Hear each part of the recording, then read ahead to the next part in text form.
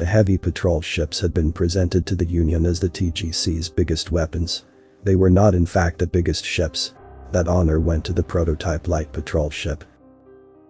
Nor were they actually weapons. They were mining drone fleet carriers with some defenses slapped on. The actual big sticks of the TGC were the Negotiator-class ships, the things that deleted planets. Said ships had a few commonalities: extensive warp cores, point defense, shielding, EW systems, and stealth systems, as well as a minuscule, relative to regular ones, spinal-mounted gateway, and high-power skipgate. Said gateways would connect to one of the mighty pen sites, specifically the quill part of such. And what, you may be asking, were the mighty pen sites? Well, antimatter was used as fuel in the TGC for everything bigger than a shuttlecraft, as well as for weaponry, and in the case of that university for giving people heart attack, species equivalents via firecrackers.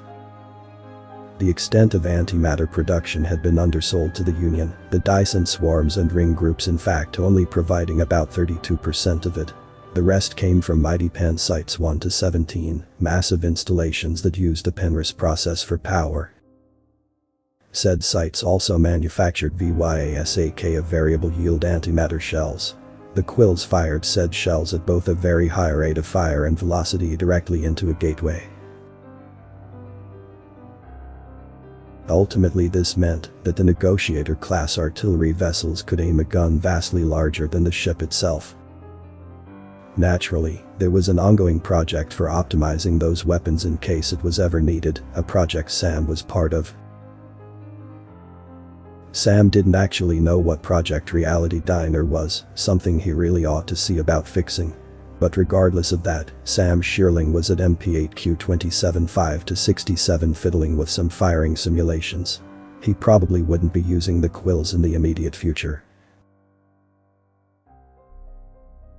Samantha Shearling was a multitude of light years away designing an automated vessel for collecting resources and manufacturing root beer hard candies, leaving some parts as the auto-generated version, and tweaking the position of individual wires and other parts, just cause why not really.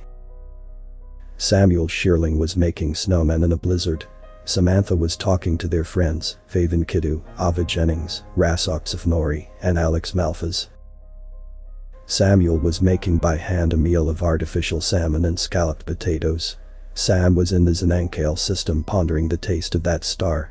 Sam was thinking about what their next body should be, another dragon maybe. Sam was lazing about. Sam was working on blending together a few different martial arts.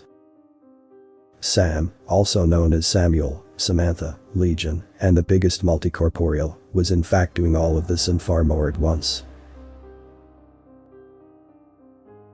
Sam and their friends had a considerable amount of political power.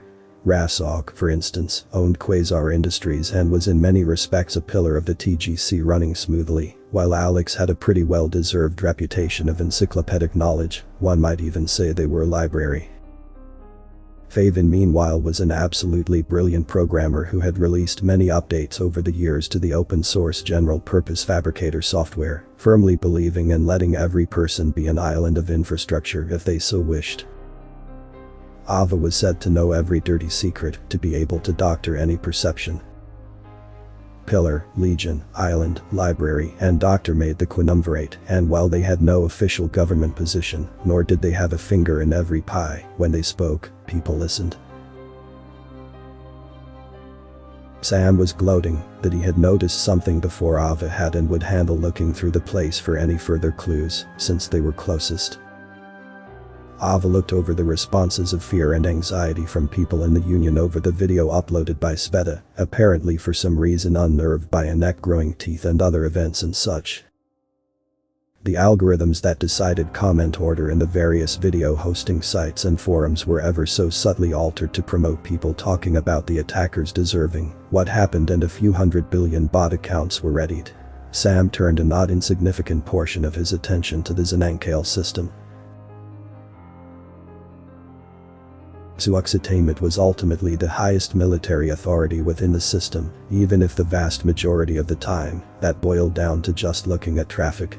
He was still staring in shock at the organic thing of impossible proportions when another 9 appeared. 4 of the creatures broke off for other parts of the system, but the remaining 6 all headed for Zenankail 52, or XON52 for short, the second moon of a gas giant, the primary inhabited body in the system. They vanished into warp according to the instruments. Then he hit the panic button.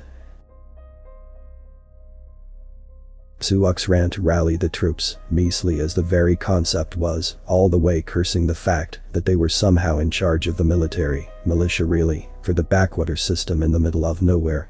Meanwhile, the processing power of the outdated computers was shifted away from traffic control and towards military concerns. Once traffic control was near the very bottom of priorities, only then did flight plan requests start filing in quantities hitherto unforeseen. Though it may have seemed like an attempted DDoS attack, the traffic control system looked into things, and as best it could determine only one flight plan was filed per spaceflight-capable organism. The traffic control system took a moment to load that definition and its attached legalities into active memory, since the term had previously, for this particular system at least, only applied to the Vristrix, or as they were more commonly known among the humans, space whales. One could easily mistake the Vristrix's physiology for a thought experiment in how bizarre a system could evolve. Organic spaceships were a rather stark departure from, say, an octopus. Vristrixs were fairly intelligent, but they were also pretty damn slow, in thought, in travel, in reproduction, in everything really. They didn't count as manufactured spaceships by the Union's legal code, so they needed their own traffic control standards. Since they were so rare, and not all that big anyway, those standards were pretty relaxed. Somewhere along the line, those standards were made applicable to all spaceflight-capable organisms, not just the Vristrixs. If those more relaxed standards happened to apply to Sam, well, that wasn't his fault.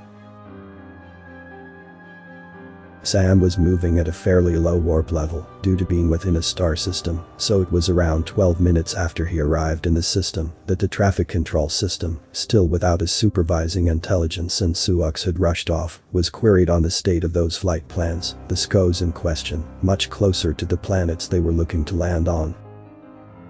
The traffic control system tried to delay by declaring Sam an invading army, but it quickly lost that case, since however could a single person qualify as an army? If the traffic control system was a person, it would probably have been shouting something along the lines of, "What the hell do you want from me?" But as it was, it simply did as programmed to and organized the landing of all the landing crafts.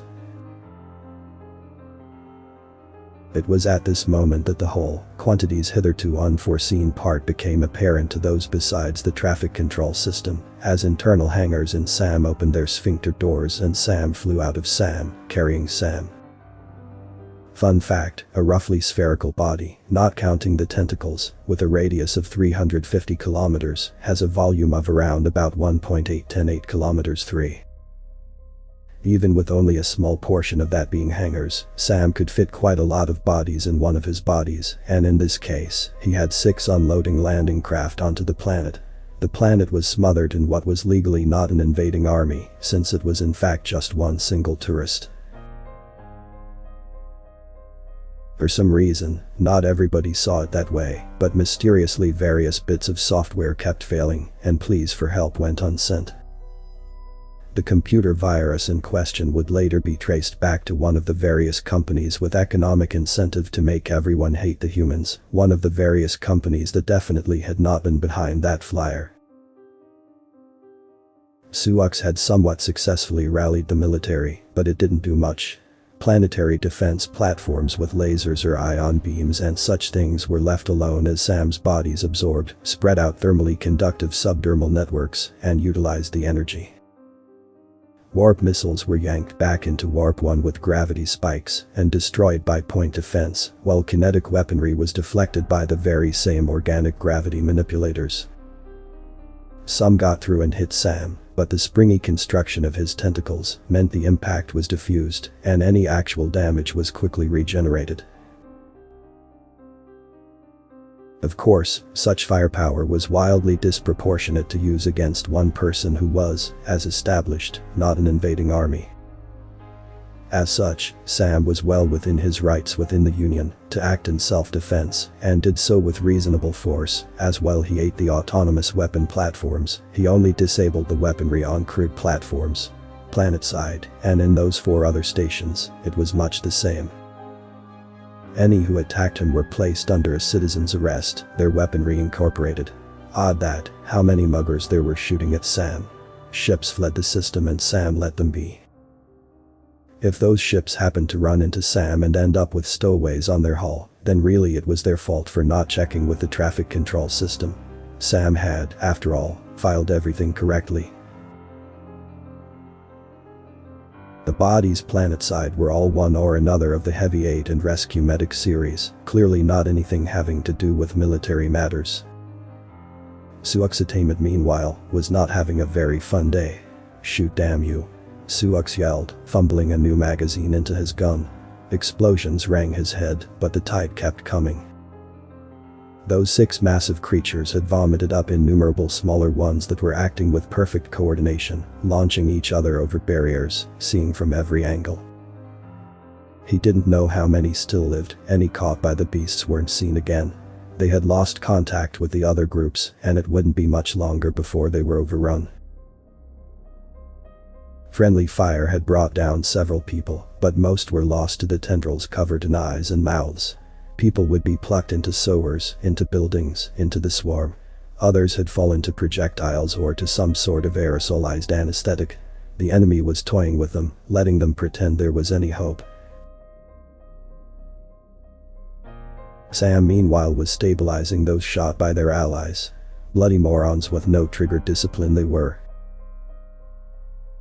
In the end, Sam searched that solar system as well as the destination of every ship and the destination of every ship in those systems. Suuxatainment at least got a nice meal of salmon and scalloped potatoes, carefully prepared to be compatible with his species. Author's name and link to original text is in the description.